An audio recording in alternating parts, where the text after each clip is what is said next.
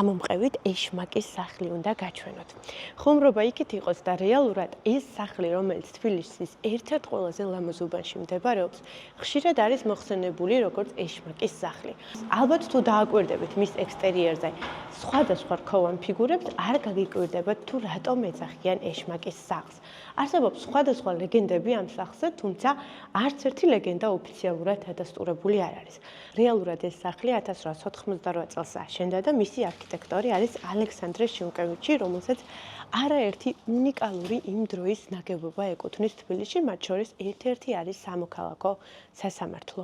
სხვათა შორის იმასაც ამბობენ, რომ თითქოს ამ სახლს ჰქონდა ჯადოსნური კარი. მისი კარი კი მისი ბუხარი იყო და თითქოს და თბილისში მსგავსი ბუხარი 10 სახლს აქვს, რომელიც ერთმანეთთან გარკვეულ გვირაბებს ქმნიან და შუაში დიდი სარიტუალო დარბაზი აერთიანებს.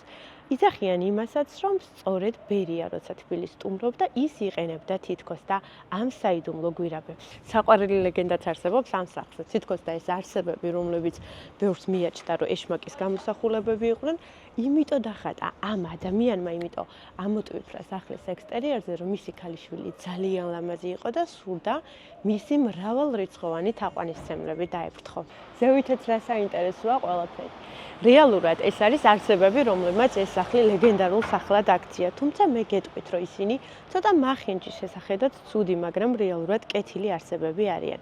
მაგალითად, ეს რქოვანი ადამიანის სახე, რომელიც თითქოს და შემზარავად იყურება, ჰერმესის შვილია, ბერძნული მითოლოგიიდან ტანი.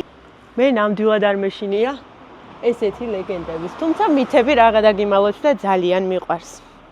ამბობენ იმასაც, რომ განსაკუთრებით მზის ჩასვლის შემდეგ არის აქაურობა შემზარავი. მიუხედავად იმისა, რომ ლეგენდები საერთოდ არ მჯერა, მოდით დროზე წავიდეთ ახლა აქედან.